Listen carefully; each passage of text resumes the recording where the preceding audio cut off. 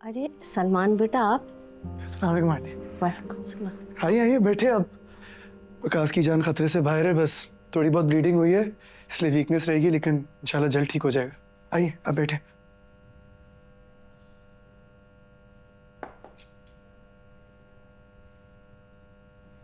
अरे बेटा खड़े क्यों हो? बैठ जाओ।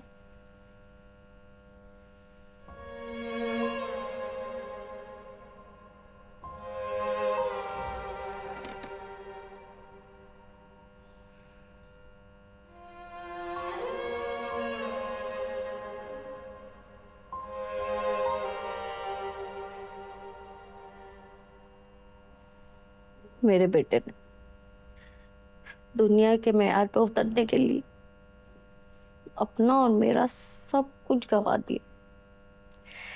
अभी तो मैं जिंदा हूँ, इसे पूछने के लिए आ जाती पुलिस वालों के धक्के खा के। मेरे बाद इसका क्या हो?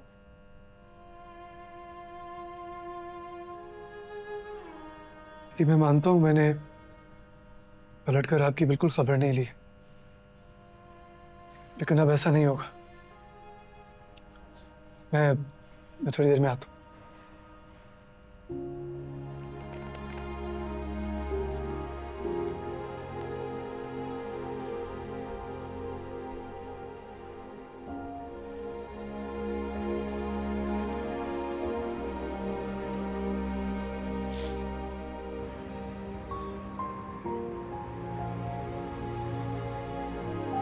बिस्मिल्लाह बिस्मिल्लाह।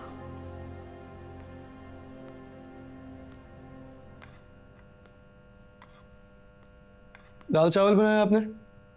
जी बेटा, ज्यादा बना के लाई हूँ, आपके लिए भी निकाल। Thank you. आप ये रखिए और इधर आके बैठे। इधर आए। क्या बात है बेटा? बैठे तो बैठे।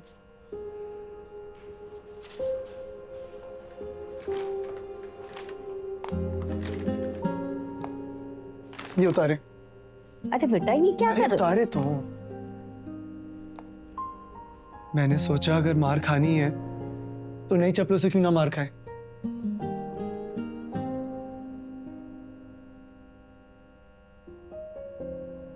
काफी टाइम से जिंदगी उलट पुलट हुई हुई थी,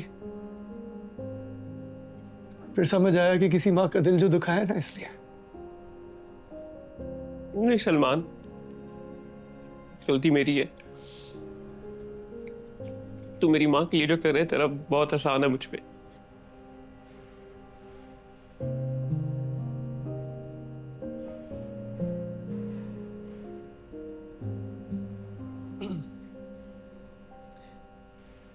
एक एहसान तू करेगा मुझ पर? मेरी औकात नहीं है तुझ पे एहसान करने वाली। एक्चुअली तू ही कर सकता। इस एहसान की इंफॉर्मेशन मैंने अपने लॉयर को दे दी है। वो कल मजिस्ट्रेट के पास जाके माफीनामा जमा करा देगा। मैक्स एक हफ्ते बाद तू बाहर आ जाएगा जेल से। उसके बाद तूने सिर्फ अपनी जिंदगी बनाने पे फोकस करना है। तू भूल गया सलमान, मैंने तेरे जान से मारने की कोशिश की थी।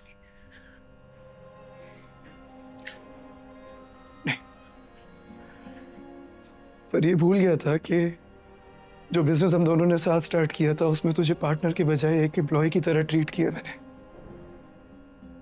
तुझे अपना हक चुराना पड़ा।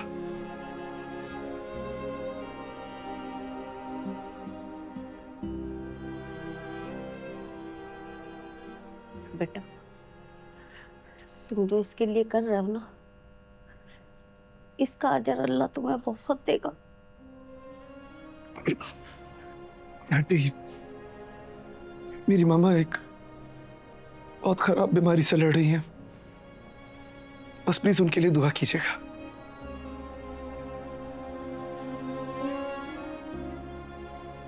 चलता हूँ, खुदा हाफिज। अल्लाह हाफिज बेटा।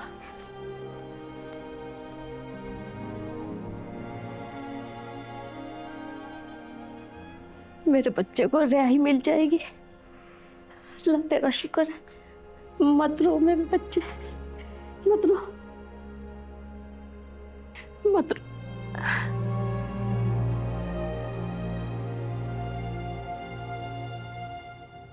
तुम जाओ मीना, रेस्ट करो। सुबह से मेरे साथ हो, अपने कमरे में जाओ। फाइन मामा, मेरा कहाँ कोई इंतजार कर रहा है, मुझे अच्छा लगता है। फाइन।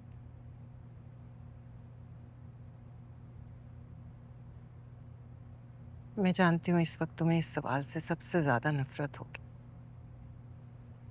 लेकिन मैं जेन्युइनली तुम्हारी वजह से परेशान हूँ। रिश्ते जब टूटते हैं ना, तो मर्दों के पास तो सारी चॉइस होती है, वो जैसे चाहें अपनी मनमानी कर सकते, लेकिन औरतों के पास बस गिने चुने 2 ही रास्ते होते हैं। तुम बताओ, तुमने क्या फैसला किया, क्या करोगी?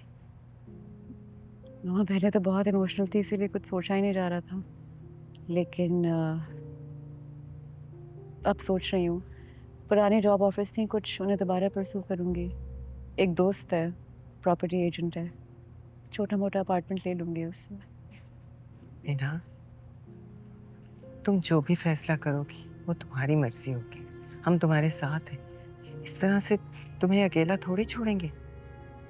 मामा आप अपनी बात करें, डैडी से मुझे कोई तवक्का नहीं है, उनकी मर्जी के खिलाफ गई हूँ मैं बिल्कुल। तो तुमने फैसला कर लिया है। अस्सलाम वालेकुम। वालेकुम अस्सलाम। A long day. Can I talk to you for a second? Sure. आप अंबर के अपार्टमेंट किस लिए गए थे? Excuse me. आप अंबर के अपार्टमेंट किस लिए गए थे? फिल्म चल रही है क्या कोई? तो आप वहां जाकर उसका बच्चा खरीदने की ऑफर दे रहे थे उसे। शाहनवाज, उसका बच्चा तुम्हारा बच्चा, ये जिंदगी। फिल्म तो उसको लगी थी जो तुम्हारी रिलेशनशिप के बीच में घुस गई। She has to go. और हमसे ज्यादा बेहतर कौन पाल सकता है? ये आप डिसाइड नहीं कर सकते। सबकी जिंदगियों के फैसले आप नहीं कर सकते। अच्छा, तो ये तुम करोगे? For God's sakes, Dad, you're gonna buy us a child to save our marriage? चलिए एटलीस्ट वो एफर्ट तो कर रहे हैं। और आप? मुझे नहीं पता किस बारे में बात हो रही है, इसलिए बीच में मत घुसो। ये बात उस औरत को बोलनी चाहिए थी ना जो बीच में घुस रही थी। मेरी बीवी है वो, सलमान। आप कितने बेशर्म हैं। You cheated on your wife। ऊपर से इतनी बेगैरतों की तरह उस औरत का शौहर होने का टाइटल अपने सीने पर सजा रहे हैं आप। ये बेगैरती भी उसी ने सिखाई थी ना आपको। फिजान,